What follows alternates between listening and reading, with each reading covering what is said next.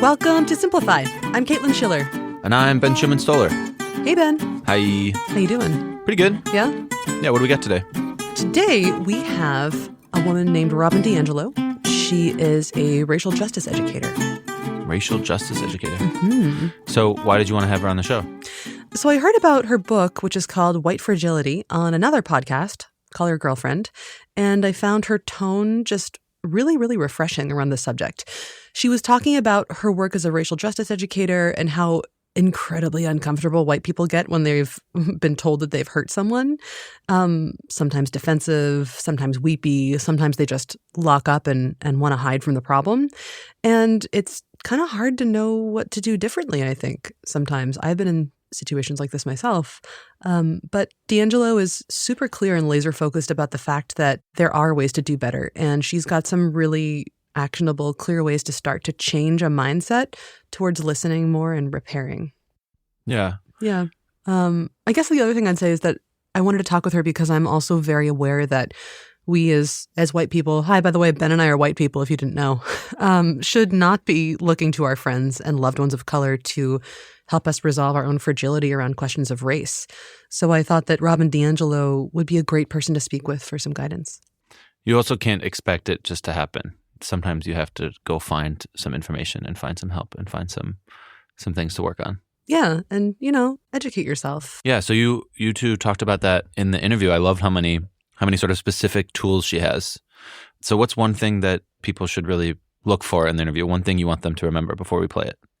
So I think that it would really just be, because this is the basis for everything really, that being white has meaning.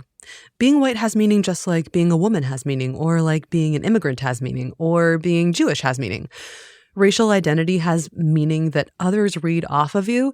And as white people, we happen to have a racial identity that is so pervasively powerful that a lot of times we've never had to build the capacity to bear the discomfort of having our position, our identity, our worldview challenged. So we have the privilege of forgetting that our race exists. And being free to forget is, I think, probably one of the greatest luxuries there is. And we need to remember, especially when it's uncomfortable.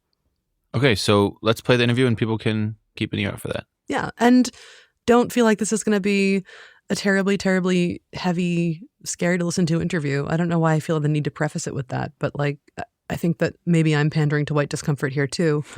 But I think this is a really important listen, and DiAngelo has some really useful, important things to say. So, yeah. Let's get into it, and then we can talk about books at the end. Boom, let's do it. All right.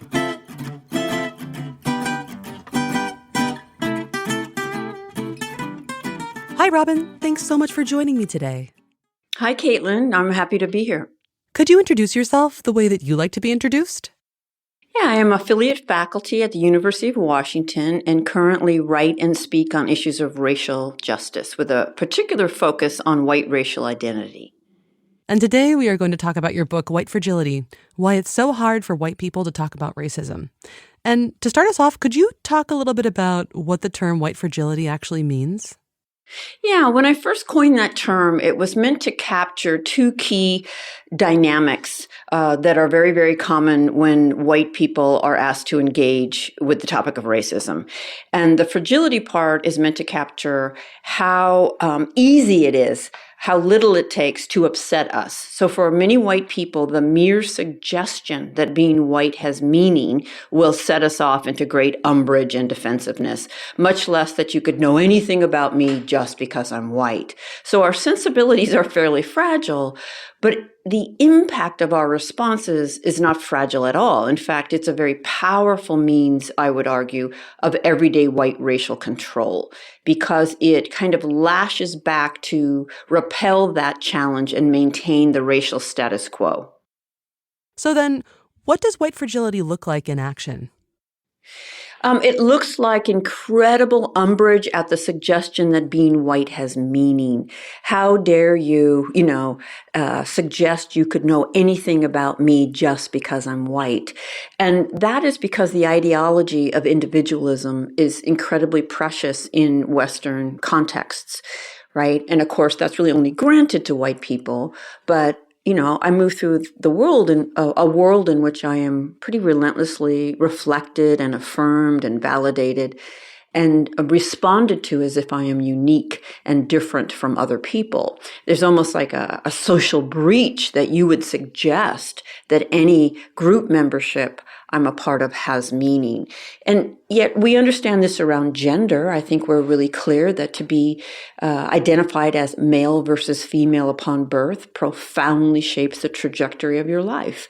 That from there forth, you're going to be receiving some pretty consistent messages. Your response to those may be somewhat individualized, but you cannot avoid receiving those collective messages.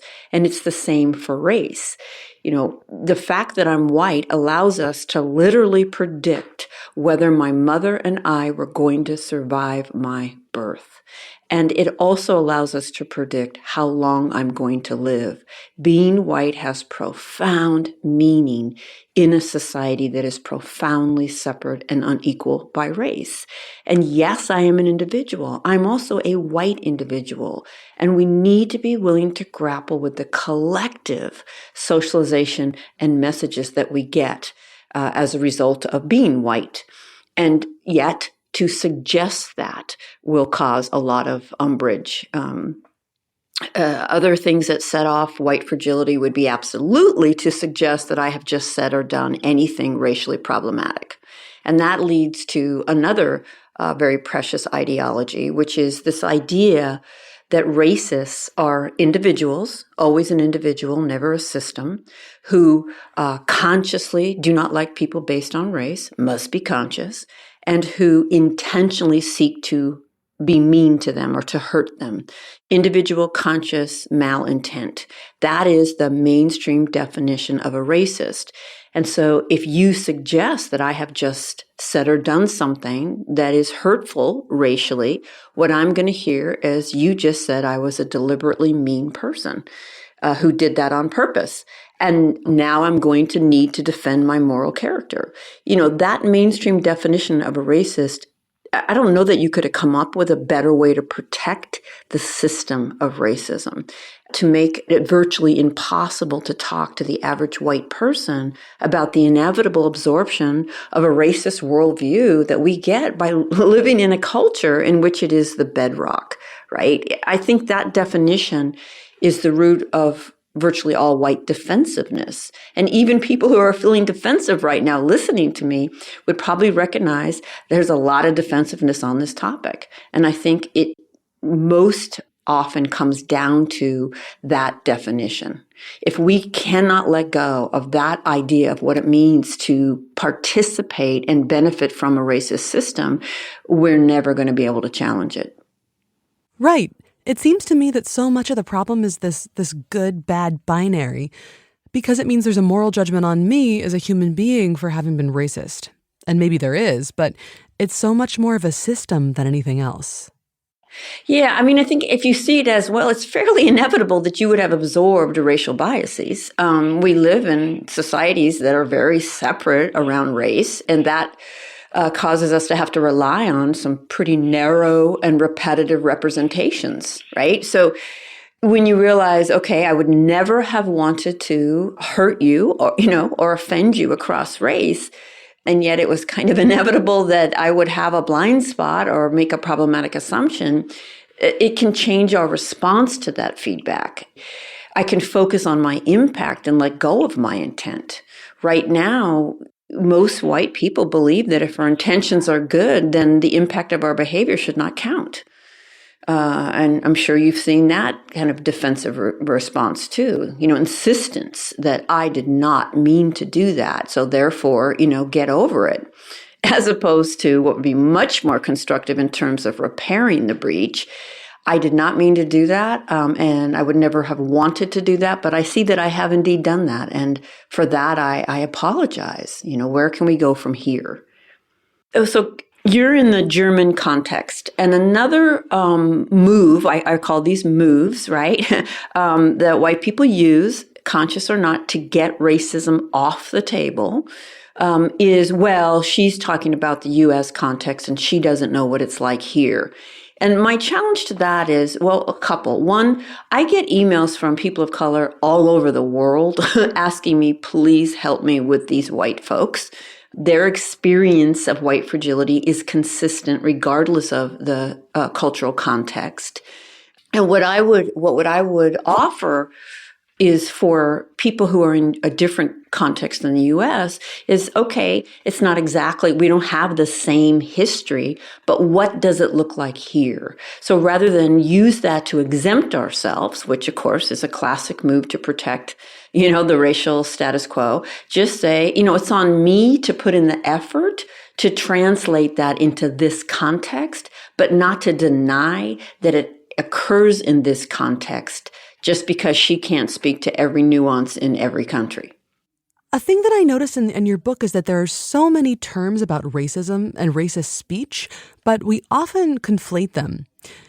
Prejudice is not the same thing as discrimination, and discrimination is not the same thing as racism. How are prejudice and discrimination related? Well, prejudice is thoughts, feelings, attitudes, biases, both conscious and unconscious. So kind of what's in your head, how you're perceiving. And in fact, most bias is unconscious. And when we act on that bias, we're now discriminating. So externalized, internal, external. All human beings, have socially learned prejudgments about other social groups as defined in their given culture, right? It's kind of a human dynamic. When you back one group's collective prejudice with legal authority and institutional control, it is transformed into a far-reaching system. It's no longer dependent on individual intentions, self-image, friendliness. It becomes the default of the society. So the example I often use in the U.S. context, and I imagine there's a German version, is that women were granted suffrage or the right to vote here in 1920. And prior to suffrage, women could be mean to individual men in individual interactions. They could be prejudiced and discriminate against men. But women as a group couldn't literally deny every man in the society their civil rights. Men could and did deny every single woman in the society their civil rights. That's a pretty profound difference, right? When you back one group's prejudice with legal authority and institutional control. And so it is very important that we are very specific about the language we're using and how we're using it. Because when we use all those terms interchangeably, we take power off the table. And related to that, what actually is white supremacy? Because in reading your book, it became really evident that white supremacy isn't just about white hooded robes and all that very violent, very visible activity. It's also something more insidious and systemic than that. Could you maybe talk a little bit more about the less visible things that white supremacy means? Sure. I mean, it certainly includes extremists, what one might think of as neo-Nazis. And traditionally, that's how it's been used in the popular vernacular, right? Most people use that to refer to those people. It is also a highly descriptive sociological term for the culture we're in, the water we're all swimming in. Water that positions white people as the norm for humanity, the ideal human, the ideal beauty, the ideal image. God himself is white. And subtext is everyone else is a deviation from that ideal and, a defective deviation. So again, it's a highly descriptive term for the culture we're in. And while it originated from the U.S. context, it's certainly been disseminated globally and circulates globally. And I feel like these terms are always sort of related when we read news stories. Is there actually such a thing as reverse racism? No. Keep in mind, everybody has prejudice and everybody discriminates. So what I might say about, let's say African Americans, I may say, yep, they're just as biased as we are. They're just as racially biased as we are. And a Black person can have automatic bias against me just because I'm white without knowing me. And I do like to add that would probably actually be wise for them to assume that until I showed them differently. But the impact of my bias is so profoundly different. again, we go back to African Americans are not and have never been in the position to enforce that bias in ways that limit my life, right? And across the trajectory of history, white people are in the position to enforce that bias in ways that limit the lives of Black people, right? So all people have bias. When you back one group with power, it's transformed into a system. And so I reserve the word racism to describe my bias and the impact of what it means that my group is at the table, literally every table in which decisions are made that will affect the lives of Black people. It's overwhelmingly my people, my group that's at that table. And conscious or not, our biases are going to get embedded in the policies and practices. And we see that in the school to prison pipeline, in mass incarceration, in subprime mortgages, in voter suppression. I could go on and on and on about what white people collectively have been able to perpetrate, again, conscious or not. I mean, just by virtue of homogeneity, you are going to exclude.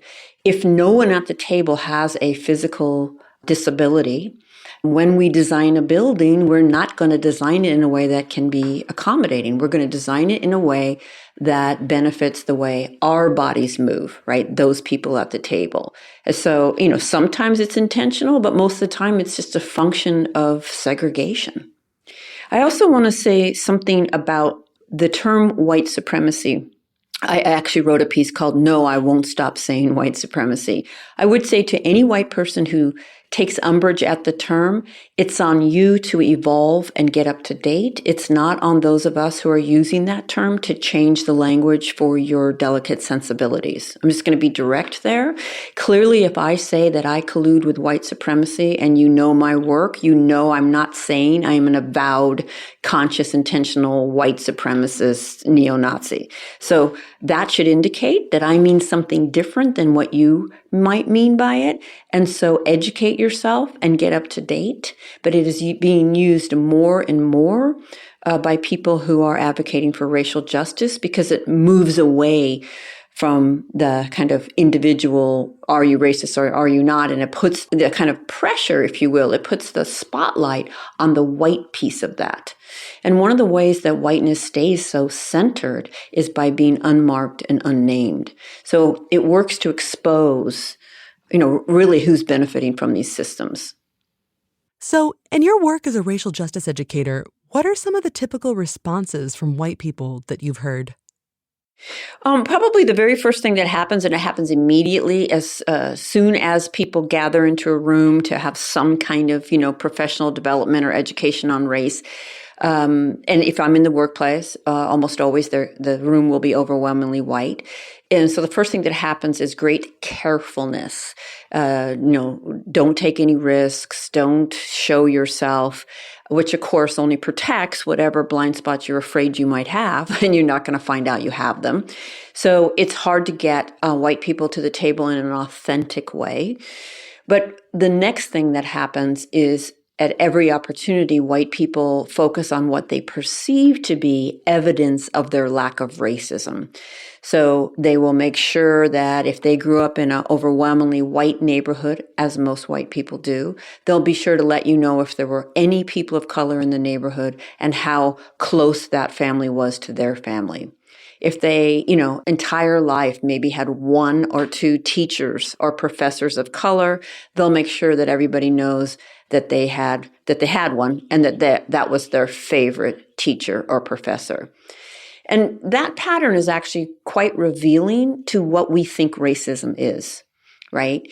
And most, apparently, I think a lot of white people have never thought critically, if this is my evidence that I'm not racist, right? That I have friends or I know people or I live in large urban cities or I was in the Peace Corps. If that's, in order for that to be good evidence, a racist must not be able to do that. So apparently a racist can't work with people of color, near people of color, live in large cities.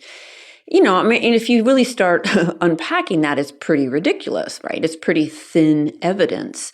And it rests on this idea that a racist apparently can't tolerate even the sight of a person of color, right? And now we're back to, individual, conscious, intent.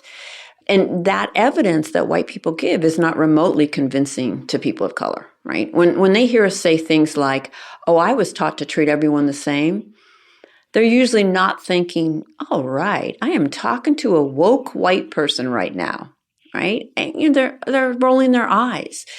A white person who insists that they were taught to treat everyone the same, one, doesn't understand basic socialization. Two, doesn't understand culture. And three, is just simply not self-aware. None of us were, and none of us could be taught to treat everyone the same.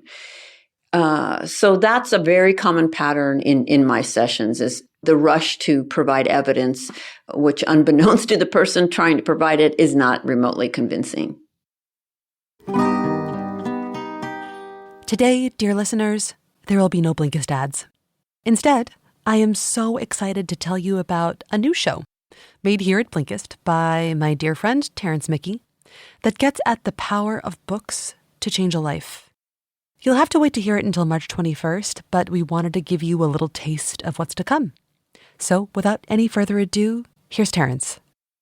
How do I think differently? How do I change my mindset to not be so freaked out all the time? And I figured out how to do it.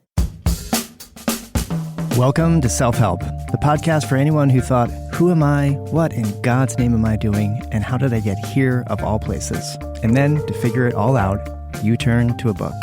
Because you're that kind of person. Well, I'm that kind of person. I'm Terrence Mickey, your host, and I do not judge from where you seek your guidance. It might be from Leo Tolstoy. It might be from Dr. Seuss. I only care about how the book helped you, because in this life, we need all the help we can get, and books, in my opinion, are magic. For season 1, I turned to New York Times bestselling authors to hear personal stories of how books helped them with the mess of life. You heard at the top from Sarah Knight, author of Get Your Shit Together, and you'll also hear from Susan Cain, the author of Quiet, who shared with me the impact of a life-altering book. In life, you have a few moments that are your gigantic epiphany moments. And this was one of mine. Paula McLean, the author of The Paris Wife, who picked up an old classic for a new perspective. With this book, I actually thought I saw something I had never let myself see before. Johann Hari, the author of Chasing the Scream, who discovered just when he needed it, a prophetic but forgotten book. It's an eerie book because you read it and you see that there was a man who saw everything that was coming down the line. And Eli Finkel, author of The All or Nothing Marriage, who to better understand relationships turned, of course, to existentialism. It was a big deal when I read it. What if there isn't a statue nested within the rock yearning for freedom, but rather that it is incumbent upon us to create a sense of self? Look, it's a process that I'm still dealing with. Self-Help will be available on iTunes and wherever you listen to your podcasts on March 21st. But if you want to hear stories of how a book might change your life, don't wait until March 21st. Please subscribe now. And then all 5 of these beauties will be on your listening device at once, and you will be smarter and lovelier for it. Plus, you'll get the first episode of Self-Help's sibling podcast, Outside the Book. You'll hear more about that in the future, but for now, I'm thrilled to share a clip from the first episode featuring the author of Einstein's Dream, Alan Lightman.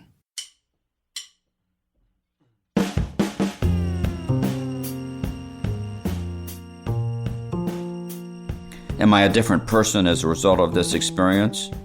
Profoundly. There's nothing that I could do in my life that would equal the experience that I've had with this village.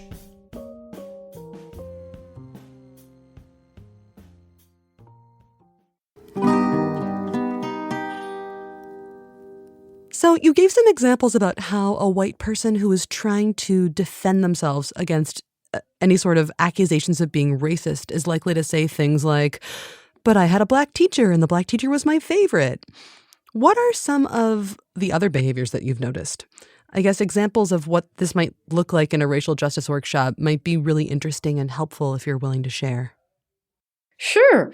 Well, as long as the conversation is abstract, most white people are fine and moving along and nodding their heads.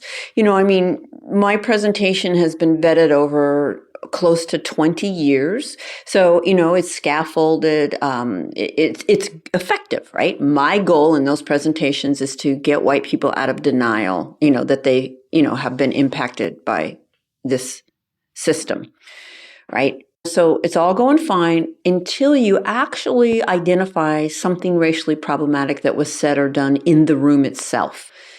And I always think that's kind of ironic, right? We're here to understand how racism works, but don't you dare point out how my racism works, right? I think for a white progressive, our worst fear is that we would inadvertently say or do something racist, right? That's a sincere, I would never want to accidentally say or do something racist.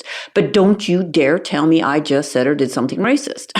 So it's a pretty tight little spot there for trying to move people forward, right? If I'm afraid to say the following because it might be racist and I don't know it, so I'm not going to say it, how will I ever find out? I'm going to end up protecting it.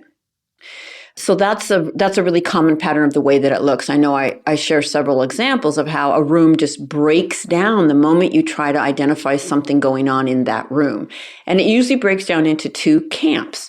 Those who think you mistreated the white person by pointing out what was racially problematic, and those who don't think you mistreated them. And then the entire session becomes, did you or didn't you just mistreat this person? And the original offense, if you will, is long lost. The impact that it had on a person of color is long forgotten. The white person it becomes the victim, and whoever gave that feedback is now the aggressor. It's a kind of a brilliant way to turn it around on its head.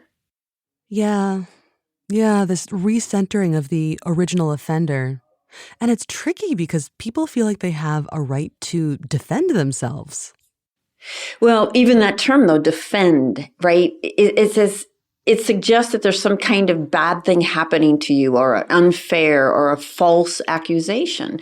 Do you want to defend yourself against some problematic assumptions you're making that you don't know you're making? Or do you want to find out what those are so that you can stop making them?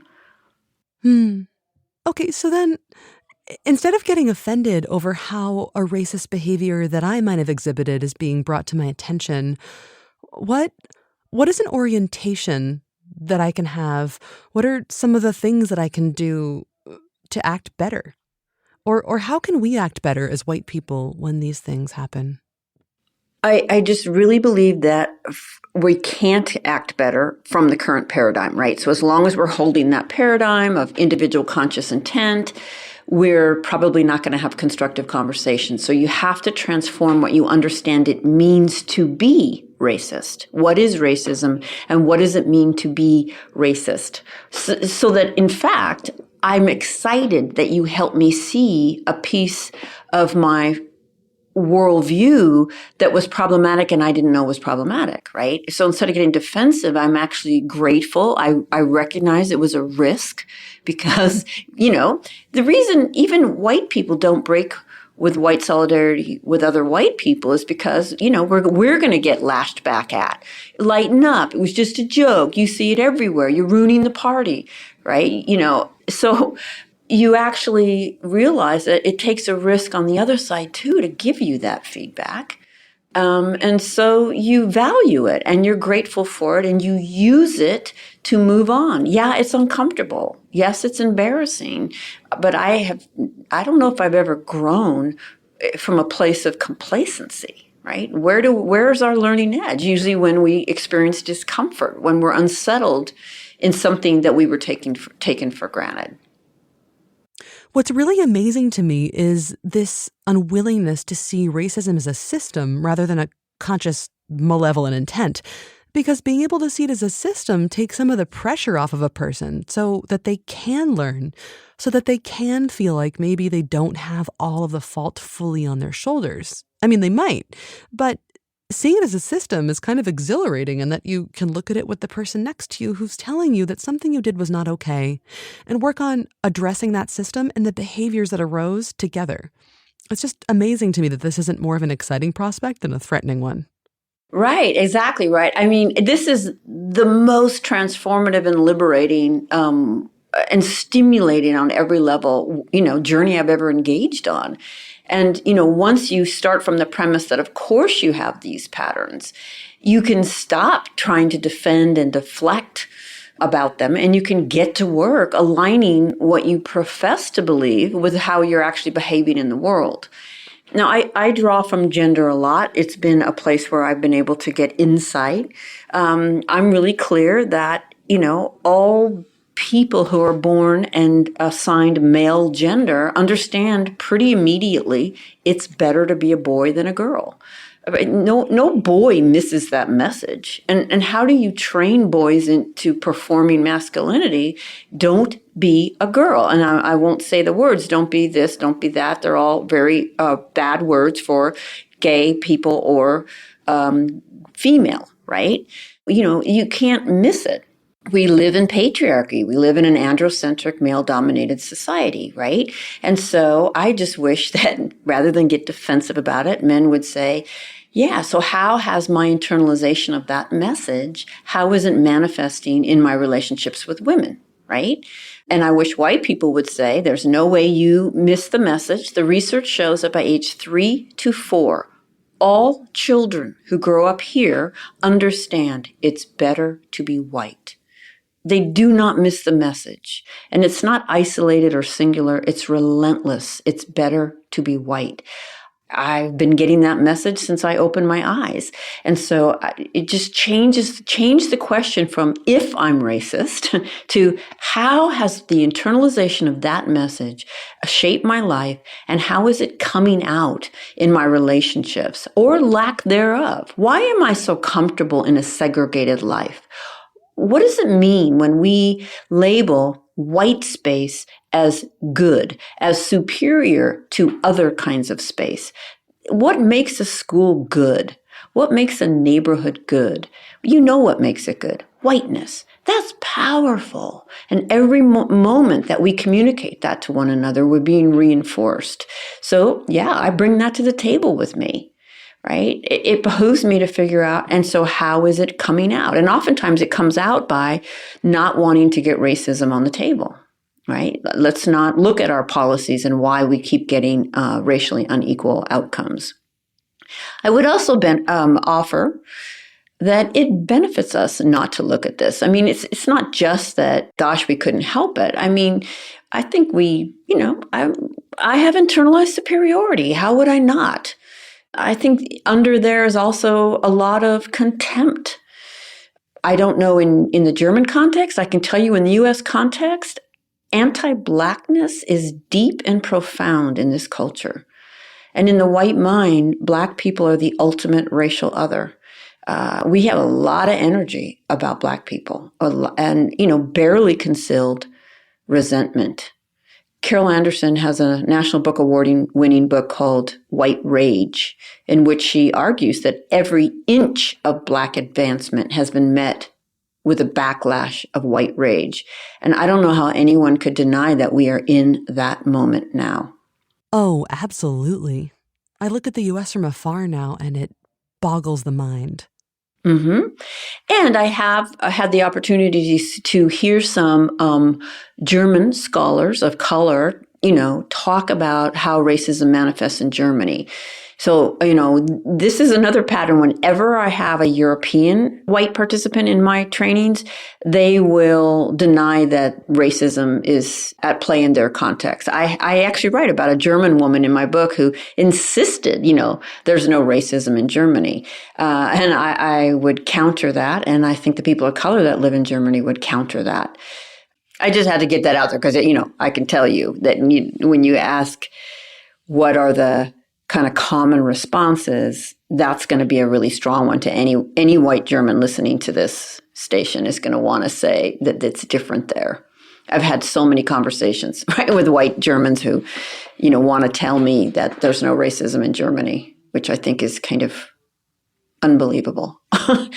But I also know that a lot of white Americans and white Canadians would travel the world and say that there's no racism in these countries too, right? So I take it with a grain of salt. the whole colorblind thing. Yeah, I think that Germans say we're not racist here because they also associate racism with being bad, and they don't want to be bad. Right. And that it's not benign. This is part of why I like to push on progressives, right? So the average white person, and I would say in the German context, in the U.S. context, cannot answer the question, what does it mean to be white, right? With any depth whatsoever. Generally the answer would be it doesn't mean anything, right? Even in a context that is deeply separate and unequal by race, white people will claim that their race has no meaning. But that is not benign that we can't answer that question, right? We bring it to the table with us. And the people of color working in overwhelmingly white environments know that most of the white people they work with every day can't answer that question.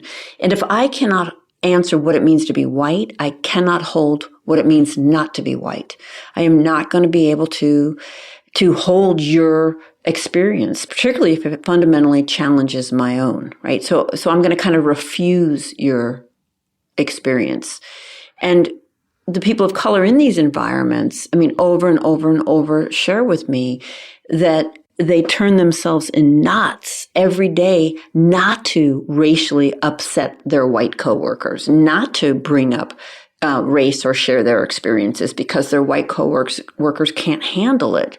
So I just really want to be really clear that lack of criticality is not innocence, and it certainly isn't benign, right? It's another form, if you will, of white fragility, right? It makes us really fragile, and people of color know we're fragile, and they're stepping all delicately around us lest we lash out at them if they challenge us, and so they take all that home with them. They endure incredible amounts of indignities and slights, subtle from the white point of view, but certainly not to them, and they take it home.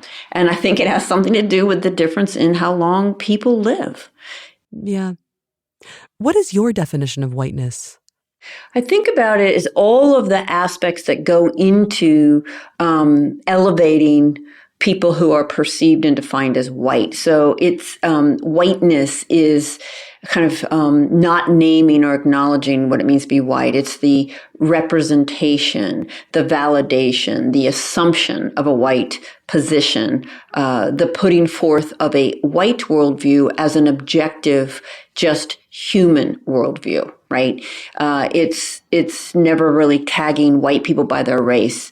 But always tagging people of color by their race, right? All of those kind of dimensions and dynamics that go into positioning white as superior.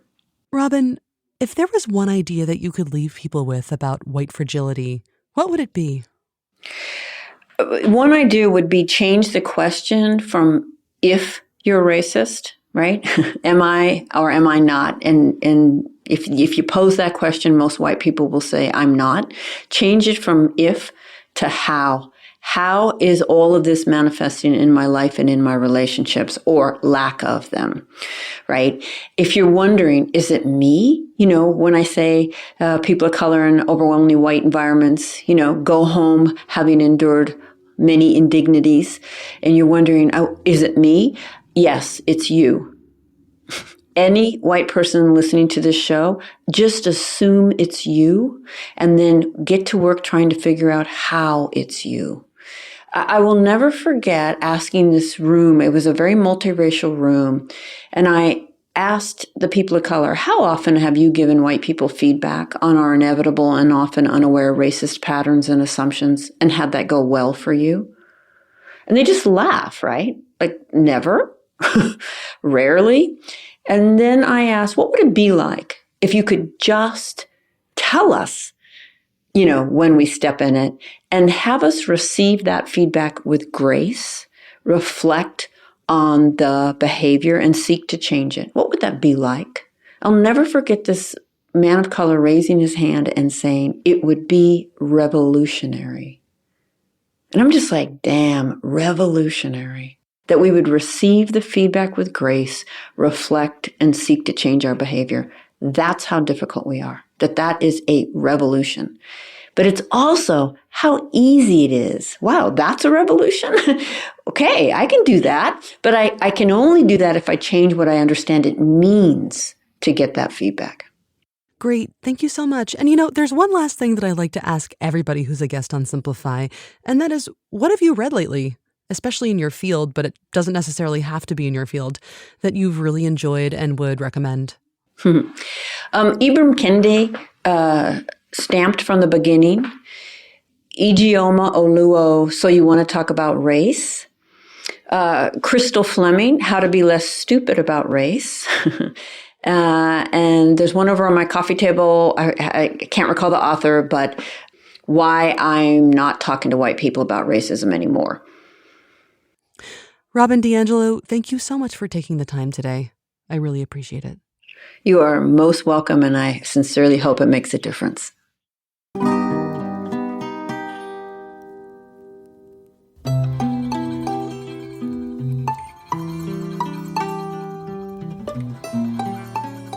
Welcome to the bookend, where we end with books. Wow. That was an excited one. That was an excited one. Yeah. I don't know that I've ever heard you that joyous about books. Do you have some really good recs this time? I have a good rec. Okay, good. But before we get into the recs, to sort of wrap up the interview, Yeah. I think there's a couple things that stuck out in my mind. What are they? Tell me about it. One is you mentioned this meaning thing. I guess to me, what's really helped open my eyes to a lot of these issues is, like, I find it a little bit too vague to say it says meaning. But I do, when I look at it, how we think about gender, in her example in the interview of when you're born and it is decided that you're male or female, it's not only that it has meaning, it's that it really does change everything. And I guess that is what meaning means. But to me, it's like, okay, then immediately you get the blue socks from Oma, from your grandma, right? And I guess maybe that's sort of what sticks out to me about this is just a little bit of a broader perspective, a little bit of understanding. Another thing that I really loved about this interview is that we got to explicitly talk about racism as a system rather than a question of morality. Of course, I think it's kind of immoral to be a racist and to oppress people based upon race. But when you think about racism as a system into which we've all been born, it gives you the ability to step outside of it and think about the system itself and not what you did right or wrong necessarily. That's also important, but how the system has impacted the way that you made choices that you did and how you can make different choices next time. Right. And that therefore you have a little bit of control. You have a little bit of control and you don't need to feel as defensive about it, because I think that the thing that keeps you, I think, in any uncomfortable situation, whether it's an argument with your partner or, your sister, what makes you uncomfortable is feeling like you did something right or wrong and someone is judging you. And if you can find a reframe for it to be able to remove judgment for a second and look at what the facts are and take the importance away from what your intention was and look at what the actual impact was, that's really, really important. And I love that message of DiAngelo's. Look at the impact, not the intention. The impact, not the intention. Yeah, it's cool. So should we get into the books? We should. Let's do it. The first one that I want to recommend is called Stamped from the Beginning by Ibram X. Kendi. And my friend Alex Minovitz, hey Alex, who's a professor of American Studies at my alma mater, Trinity College, recommended this book to me when I was back in the States for the holidays a couple years ago. And he had so many great things to say about it that I bought it for my Kindle immediately. And it's been there for a while, but I went back to it just last night and started reading it again. So it's written by a historian, and he goes through and just chronicles the entire story of anti-Black racist ideas and their power over the course of history. And so by helping us understand the history, Stamped from the Beginning gives us a greater ability to identify racist thinking so that interrogating it becomes second nature rather than awkward and uncomfortable. Actually, if I'm not wrong, Ibram X. Kendi also speaks on this other really amazing podcast series called Seeing White, and it's on Seen on Radio, which is a great podcast that I really recommend. It's like audio documentaries. Cool. Yeah. Okay, so mine? Yes, do yours. Do you remember this book that came out, I think, a couple years ago by Ta-Nehisi Coates, Between the World and Me? I've actually still never read that, but yeah. So it's a book that's written as a letter to his teenage son. Oh. And they're both Black, him and his son. And he writes about this is what it means to be Black in America and to grow up. And he also believes that racism is a system and it's something that we sort of have to learn how to deal with in our lives. And for me, it's also just been a very powerful book to go back to. I mean, I have a 2-year-old son, and this is about when you start teaching them, here's how you cross the street, here's how you do this or that. And when you think about privilege or my background or who I was born as or color of my skin, I wonder, if my kid was black, how different would his life be? Would I have to start teaching him already, this is what a police officer looks like. This is how you act. Yeah. It's like quite a scary thought. Brings a lot of those issues, I think, quite quickly to home. Mm-hmm. So, Between the World and Me, great book, highly recommend. Awesome. I will definitely put that on my list now. Okay, so the last recommendation that I'll make, because so much of this talk with Rob and DiAngelo is about communicating and listening, is the classic. I think I've recommended it on this podcast at least once before. It's a big fan here at Blinkist. It's a big fan. It's we're big fans here at Blinkist. It's Nonviolent Communication by Marshall Rosenberg. And it really it offers strategies for more nourishing, fruitful conversations. And the major lesson for me here, which is a thing that DiAngelo also talks about, is to zoom out and be an observer, taking on responsibility for your feelings about a situation to a greater degree, rather than saying like, Ben, you make me so mad when you, it would be like, I feel like this when you X. Right. So yeah, Nonviolent Communication, Marshall Rosenberg. It's great for communication strategies. Yeah. Classic. I mean, honestly, probably every listener of Simplify would enjoy it. Yeah, I think that's probably true. It's just really useful. Yeah. Yeah. Have better fights. Argue better. Argue better. Have more nourishing conversations and learn how to listen better. I think it really does that well too. And listen to the other person and listen to yourself and what you're really saying and the impact of what you're saying. What impact, how what you're saying might have an impact on the other person. Yeah. There we go. Okay. That was very difficult for me to get out. Cool. All right. This episode of Simplify was produced by me, Caitlin Schiller, Ben Schumann-Stoller. Hey, Ben. Hello. Hi. Nat Doroshkina and Ben Jackson. What do you know about Ben Jackson lately? Well, you spoke with him this morning, right? I did, and he was telling me that he wanted me and everyone listening to know that Bluetooth is a form of modern witchcraft. No, he knows about that stuff, so you should listen to it when he speaks about it. Be careful. Draw your pentagram when you use your Bluetooth headphones. Yeah. Give us a rating. Give us a shout out. Yeah. Also, I mean, we feel like this is a really important issue and something that we wanted to bring to the Simplify audience. And let us know what you thought about it. If you want to hear more like this, I mean, this is a topic that we feel we need to talk about no matter what. But if you have other authors or anyone else who you think has a cool perspective on racial justice, racial injustice. Yeah, I'd love to hear about it. And, I also want to note that racism is very complex. And to say that you can simplify it would be doing it an injustice, a racial injustice. But you can simplify your thinking about it a little bit to a degree that it'll help you be better in the world. And that's what we tried to do with this episode. Yeah, good point. Tough one. Yeah.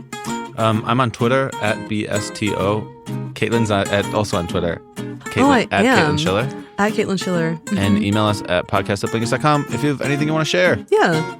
All right. Let's get out of here. Bye. Checking out. Bye. Checking out.